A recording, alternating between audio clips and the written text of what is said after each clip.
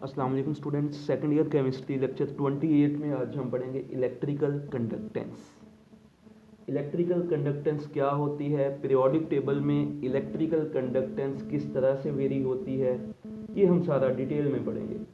इससे previous lecture में आपने ऑक्सीडेशन स्टेट के बारे में पढ़ा था कि ऑक्सीडेशन स्टेट जो है वो पीरियोडिक टेबल में किस तरह वेरी होती है। अब टॉप टू बॉटम मूव करो, अब लेफ्ट टू राइट जाओ।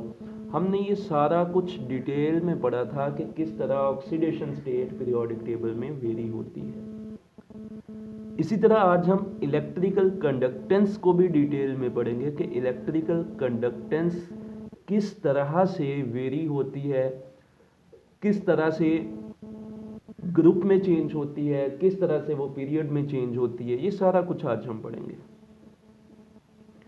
तो सबसे पहले हम इलेक्ट्रिकल कंडक्टेंस की डेफिनेशन करेंगे कि इलेक्ट्रिकल कंडक्टेंस हम कहते किसे हैं। इलेक्ट्रिकल कंडक्टेंस की डेफिनेशन बनती है the ability to conduct electricity, किसी भी सब्सटेंस की, किसी भी मैटर की वो सलाहियत जिससे वो इलेक्ट्रिसिटी कंडक्ट कर सके, अपने अंदर से इलेक्ट्रिसिटी को पास होने की इजाज़त दे, उसे आप नेम देते हो electrical conductance. The property of a matter to conduct electricity is known as electrical conductance, या ability to conduct electricity is known as electrical conductance। तो यहां पे पहली चीज कि इलेक्ट्रिसिटी, कोई भी एटम इलेक्ट्रिसिटी क्यों कंडक्ट करता है, कैसे इलेक्ट्रिसिटी कंडक्ट होती है। तो आपको पता है दो वजूहात की बिना पर अगर किसी चीज में किसी मैटर में दो चीजें हों तो वो इलेक्ट्रिसिटी कंडक्ट कर सकता है। एक फ्री इलेक्ट्रॉन्स हों, दूसरा फ्री आइंस हों। फ्री इलेक्ट्रॉन्स या फ्री आइंस अगर मौजूद हों किसी मैटर के पास, किसी एलिमेंट के पास, तो वो इलेक्ट्रिसिटी कंडक्ट कर देगा। ठीक है। तो due to loose electron in valence shell, ये इलेक्ट्रिकल कंडक्टेंस की प्रॉपर्टी क्यों आती है, due to loose electron in valence shell, कि अगर वैलेंस शेल में लूज इलेक्ट्रॉन्स हों, फ्री इलेक्ट्रॉन्स हों, तब उसके अंदर इलेक्ट्रिकल कंडक्टेंस की प्रॉपर्टी जो है वो आएगी। यहां पे अपने पीरियोडिक ट्रेंड स्टार्ट करने से पहले आप एक छोटा सा पॉइंट आपने जहन में रख लेना है। आपने अभी तक अपने माइंड में यही सोचा हुआ है कि जो मेटल्स हैं वो ही इलेक्ट्रिसिटी की अच्छी कंडक्टर हैं। जो मेटल्स हैं वो ही इलेक्ट्रिसिटी की अच्छी कंडक्टर हैं। ये तो बात बिल्कुल ठीक है, लेकिन हम कुछ चंद एक नॉन मेटल्स भी ऐसी पढ़ेंगे जो इलेक्ट्रिसिटी की अच्छी कंडक्टर हैं। तो ये सारा कुछ हम डील करेंगे अपने पीरियोडिक ट्रेंड्स में। तो इलेक्ट्रिकल कंडक्टेंस पीरियोडिक टेबल में कभी बढ़ती है, कभी कम होती है। कभी ये बढ़ती है, कभी कम होती है। तो हम जिस तरह दूसरे पीरियोडिक ट्रेंड्स बताते थे कि डाउन द ग्रुप मूव करें, लेफ्ट टू राइट मूव करें, कंटिन्यूसली कोई चीज़ डिक्रीज होती थी या कंटिन्यूसली कोई चीज़ इंक्रीज होती थी, तो हम इस तरह से इसे नहीं बताएंगे। हम वन बाय वन डील करेंगे इसे, इस पीरियोडिक टेबल के डिफरेंट ग्रुप्स को वन बाय वन डील करेंगे। तो सबसे पहले जो पहला और दूसरा ग्रुप है इसको डील करते हैं। आपको पता है जो पहला ग्रुप है दैट इज हाइड्रोजन को निकाल के, यहाँ पे हाइड्रोजन है, उसके बाद lithium, sodium, potassium, rubidium, caesium, francium. आपको पता है कि जब आप डाउन दी ग्रुप मूव करो, इसी तरह beryllium, magnesium, calcium, sodium, barium, radon, तो जैसे जैसे आप डाउन दी ग्रुप मूव करते हो आपको पता है साइज जो है वो बढ़ता जाता है। अगर साइज बढ़ेगा इसका मतलब कि न्यूक्लियस और आखिरी शेल के इलेक्ट्रॉन के दरमियान अट्रैक्शन कम हो जाएगी और वो इलेक्ट्रॉन लूज हो जाएंगे। ठीक है, या आसानी से वो इलेक्ट्रॉन लूज करने की फिर सलाहियत रखते हैं। अगर फिर डाउन दी ग्रुप साइज बढ़ता है, इलेक्ट्रॉन आसानी से लूज कर देते हैं, इसका मतलब इनके अंदर फिर इलेक्ट्रिसिटी कंडक्ट करने की सलाहियत टॉप टू बॉटम बढ़ेगी। यानी कि इसका साइज जो है ये सबसे छोटा, ये आसानी के साथ इलेक्ट्रॉन लूज नहीं करता, तो इसकी इलेक्ट्रिकल कंडक्टेंस क्या होगी, सबसे कम होगी। अब और नीचे आ जाए, साइज बढ़ जाएगा। जब साइज बढ़ेगा तो ये और आसानी से इलेक्ट्रॉन लूज कर देगा, तो इलेक्ट्रिकल कंडक्टेंस थोड़ी सी बढ़ जाएगी। जैसे जैसे नीचे की तरफ आते जाओगे तो इनका साइज बढ़ता जाएगा, साइज बढ़ने से ये अपना आखिरी इलेक्ट्रॉन और ज़्यादा लूज करते जाएंगे, जिसकी वजह से इनकी इलेक्ट्रिकल कंडक्टेंस जो है वो बढ़ती जाएगी। क्योंकि हमने पढ़ा ना इलेक्ट्रिकल कंडक्टेंस क्यों होती है, ड्यू टू लूज इलेक्ट्रॉन, कि लूज इलेक्ट्रॉन की वजह से या फ्री इलेक्ट्रॉन्स की वजह से इलेक्ट्रिकल कंडक्टेंस होती है। तो पहले और दूसरे ग्रुप के लिए जब आप टॉप टू बॉटम मूव करोगे साइज बढ़ेगा, जिसकी वजह से इलेक्ट्रिकल कंडक्टेंस जो है वो बढ़ेगी। Electrical conductance of group 1A and 2A, 1A को आप अल्कली मेटल्स कहते हो, 2A को अल्कलाइन अर्थ मेटल्स कहते हो। इंक्रीज टॉप टू बॉटम, ये टॉप टू बॉटम इंक्रीज करती है, रीजन हमने देखी क्यों इंक्रीज करती है, due to size is increase. Size के इंक्रीज करने से इसके वैलेंस इलेक्ट्रॉन लूज होते जाते हैं, टाइटली बाउंड नहीं रहते, जिसकी वजह से इनकी इलेक्ट्रिकल कंडक्टेंस बढ़ती जाती है। अब बात कर लेते हैं, कुछ मजीद आगे मूव करते हैं। आगे यहाँ पे ये जो डी ब्लॉक है यहाँ पे आ जाती हैं ट्रांजिशन मेटल्स। अच्छा, मेटल की आपने प्रॉपर्टी ये पढ़ी है कि मेटल इलेक्ट्रिसिटी के अच्छे कंडक्टर होते हैं, जिस तरह ये मेटल इलेक्ट्रिसिटी के अच्छे कंडक्टर होते हैं।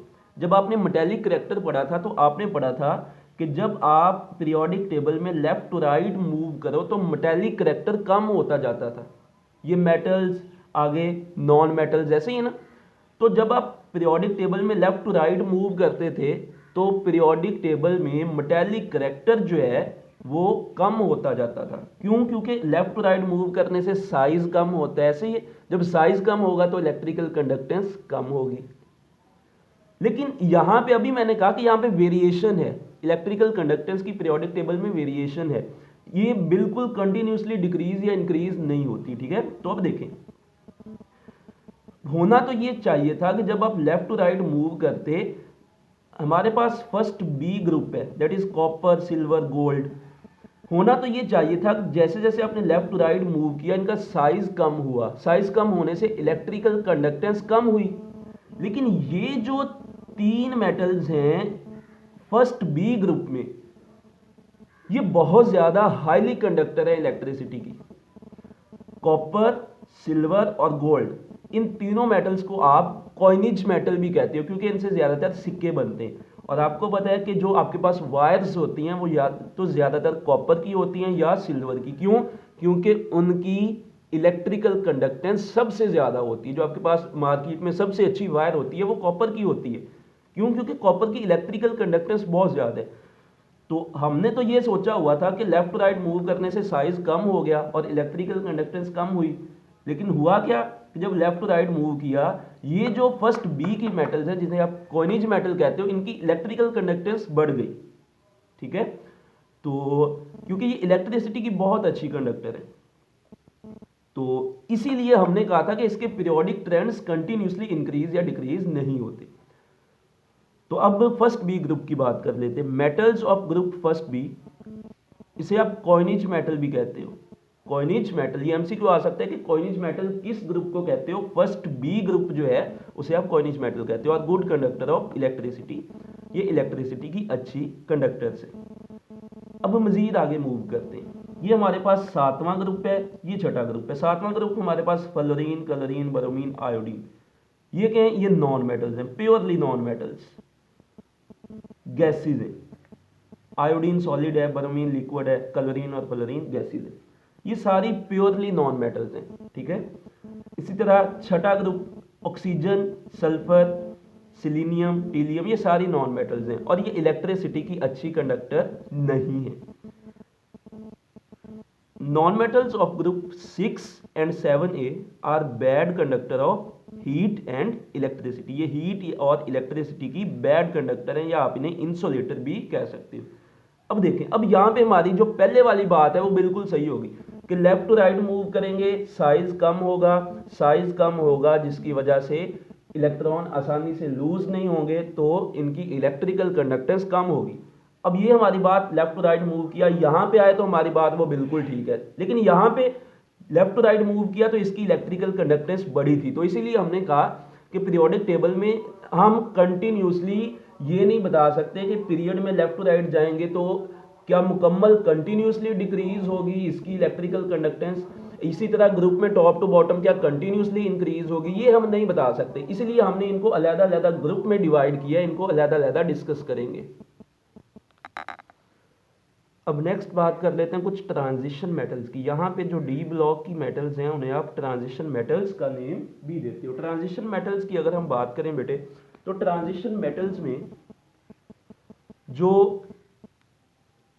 इलेक्ट्रिकल कंडक्टेंस है वो सडनली चेंज होती है, कभी बढ़ती है कभी कम होती है, तो इसलिए हम उनको पीरियोडिक ट्रेंड में डील नहीं करते। इन transition series this electrical conductance या दिस करेक्टर चेंजेस सडनली, ये अचानक चेंज हो जाता है, अचानक बढ़ जाती है अचानक कम हो जाती है, तो इसको हम डील ही नहीं करते।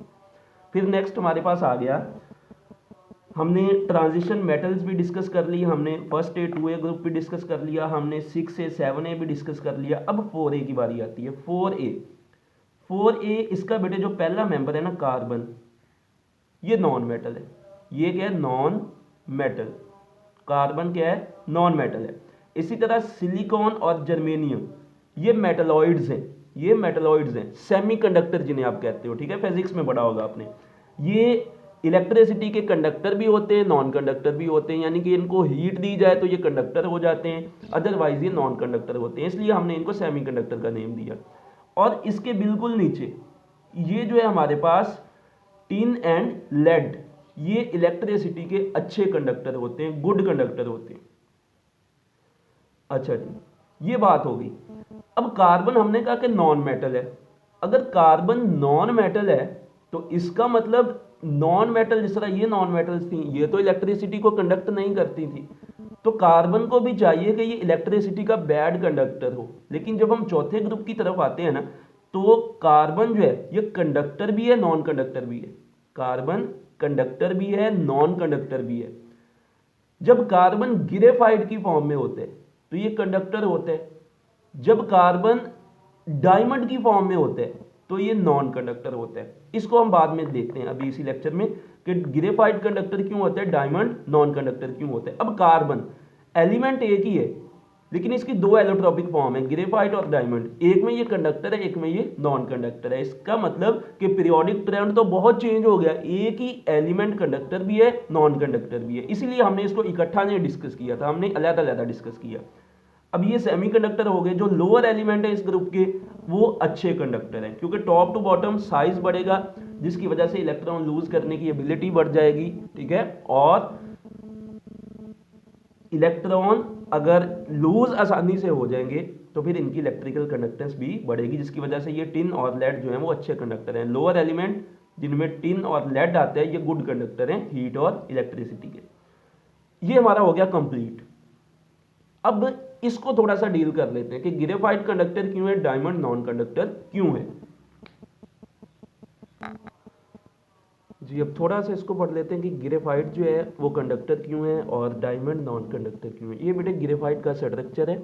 जो ग्रेफाइट है उसमें कार्बन एटम जो है इस तरह, जिस तरह बेंजीन का स्ट्रक्चर नहीं होता इस तरह, कार्बन एटम सिंगल बॉन्ड के जरिए आपस में अटैच होते हैं। और एक कार्बन एटम आगे मजीद कितने कार्बन एटम के साथ अटैच है? 3 कार्बन एटम के साथ। यहाँ पे कोई भी डबल बॉन्ड नहीं आप देख रहे हो, मतलब यहाँ पे अगर 3 सिग्मा बॉन्ड है तो इसकी हाइब्रिडाइजेशन होगी sp2। अब कार्बन के तो आखिरी शेल में 4 इलेक्ट्रॉन होते हैं, जो चौथा इलेक्ट्रॉन होता है वो अनहाइब्रिडाइज्ड होता है, वो फ्री फॉर्म में यहाँ पे मौजूद होता है, ठीक है। तो जो इसका 4 में से 1 इलेक्ट्रॉन है, 4 में से 3 ने बॉन्ड बना लिए, बाकी जो 1 इलेक्ट्रॉन है वो फ्रीली मूव कर सकता है, फ्रीली मूव कर सकता है यहाँ पे। तो जिसकी वजह से अगर आप यहाँ से इसे इलेक्ट्रिसिटी प्रोवाइड करोगे तो यहाँ पे चूंकि फ्री इलेक्ट्रॉन्स मौजूद हैं तो इजीली इलेक्ट्रिसिटी कंडक्ट हो जाएगी, ठीक है। तो इसी तरह डायमंड है हमारे पास। डायमंड में कार्बन के आखिरी शेल में 4 इलेक्ट्रॉन, हर कार्बन के आखिरी शेल में 4 इलेक्ट्रॉन। यहाँ पे इसने sp3 हाइब्रिडाइजेशन है कि 4 के चारों ही बॉन्ड बना लिए, कोई इलेक्ट्रॉन फ्री नहीं है, जिसकी वजह से ये नॉन कंडक्टर है हीट और इलेक्ट्रिसिटी का। ग्रेफाइट चूंकि इसमें 3 इलेक्ट्रॉन बॉन्डिंग में यूज हुए, 1 इलेक्ट्रॉन फ्रीली मूव कर सकते हैं, जिसकी वजह से ये कंडक्टर है हीट एंड इलेक्ट्रिसिटी का। तो ये हमारे पास हो गया इलेक्ट्रिकल कंडक्टेंस, हमने उसके पीरियोडिक ट्रेंड्स देखे। तो अगले लेक्चर में इंशाल्लाह हम हाइड्रेशन एनर्जी जो है वो डील करेंगे। ओके जी।